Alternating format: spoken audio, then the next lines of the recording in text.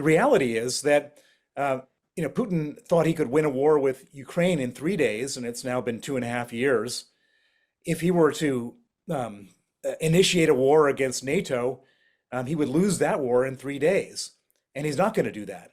And anybody who understands military strategy and military outcomes knows he's not going to do that. Can you tell me, please, how you feel at the moment, knowing that Sir Keir Starmer left the United States without approval for Storm Shadow strikes? I'm presuming you are frustrated by that.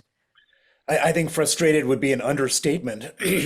Ukraine is in a very difficult position. They're being bombed and bombarded and attacked from all sides by Russia, and they're not allowed to fight back effectively because because of restrictions put on by the Americans and sort of reinforced by the British government, which is that they can't use any of our military aid to hit targets inside of Russia.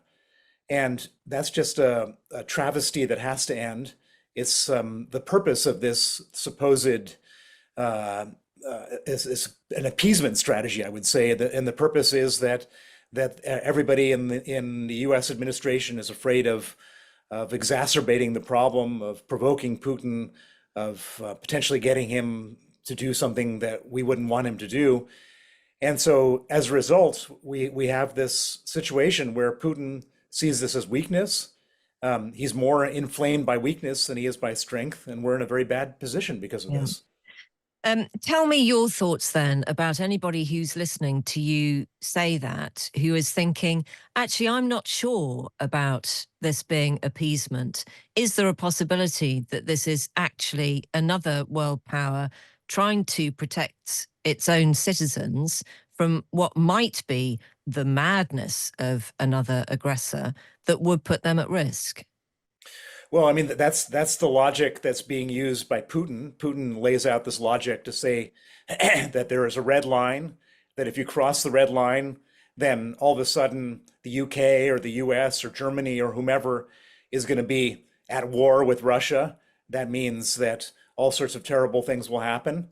And as a result of that, we've immediately folded. That's his position. That's the position of the National Security Council in the United States, and that puts us in a very puts Ukraine in a very weak position, and it puts us in a weak position because by doing so, we've effectively said that to Putin, okay, you can do whatever you want. We're just so afraid of you. We don't want to get involved. And the reality is that Putin thought he could win a war with Ukraine in 3 days, and it's now been 2.5 years. If he were to initiate a war against NATO, he would lose that war in 3 days, and he's not going to do that. And anybody who understands military strategy and military outcomes knows he's not going to do that. And so you effectively have two different types of people involved in the decision. You have the military men who are all saying this is nonsense. We should give the Ukrainians what they need. And then you have the non-military men, but the policy men who are analysts, not soldiers, who are all just sort of hiding under their desks and not wanting to be the person to take any type of risk that would push Ukraine's interests forward. What do you think would happen militarily if the long-range missiles were used and they targeted very strategic places in Russia, but there was considerable damage, possibly a lot of casualties along the way, not all of them fighters? What do you think Putin's reaction will be to that? Given everything that you've just said there about his mentality. His reaction will be the exact same reaction as if we don't do that. He will continue to bombard Ukraine, civilian targets. He'll go after hospitals, children's hospitals. He'll bombard Ukrainian electricity infrastructure, as he's always done. And he will go after the export of grain and other things, as he has already done. I mean, Putin basically has already done everything that we're afraid of him doing. There's not the only thing that he could do more is to initiate a nuclear attack. That's the big sort of boogeyman. But if he were to do that, then he ends up losing his alliance with China. He loses his alliance with India, and there will be certainly a devastating conventional response from NATO if he were to do that. And so he's not going to do that. And so, from any sort of wargaming perspective, there's really not that much of a downside, whereas there is a big upside, which is that Ukraine may be able to get the upper hand if they can start hitting military planning centers and fuel depots and weapons depots further into Russia, which will prevent those attacks on Ukraine going forward.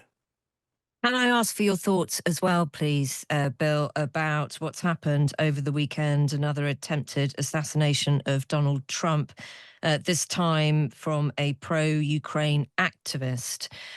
What do you think that should tell us, if anything, about where this conflict is at in the heads of Americans? Well, I think that's one of the many attributes of this sick individual. He was also a Trump supporter, also a Nikki Haley supporter.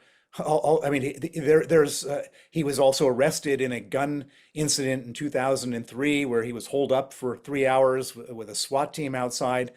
I mean, he's a complicated, apparently mentally ill individual. I don't think that we can be sort of isolating the whole Ukraine story around this assassination attempt, nor should we. No, but you know as well as I do that, on either side of the coin, there will be people who will want to play something out, hanging it on the head of a mentally disturbed man. And it's part of a wider conversation, obviously, isn't it, in America, and an important conversation against a background of political change. So were Donald Trump to become president again, what's the conversation that you and I would have the next day?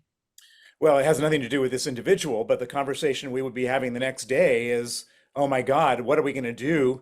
Trump has just cut off U.S. military aid for Ukraine, which makes up about half of the military aid. Will Ukraine be able to survive? Probably not. What should they do? There's not a lot of options. This is a disaster. That's the conversation we would be having.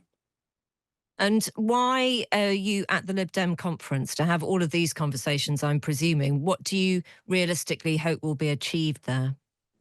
Well, I'm going to all the party conferences, and what I'm trying to achieve is to firm the British backbone when it comes to supporting Ukraine, when it comes to sanctioning Russia, and when it comes to very specific policies around those sanctions, which could move the needle forward. And I think that everyone needs reminding of this on a regular basis. It doesn't take a lot of energy to have these conversations, and it could have an outsized outcome. And of course, I'm interested in the ruling party, but I'm also interested in the opposition parties, and that's why I'm going to the Lib Dem conference today. Well, thank you very much indeed for your time. We appreciate it. Enjoy all the conferences. I know that we will speak again. Thank you very much indeed, Bill.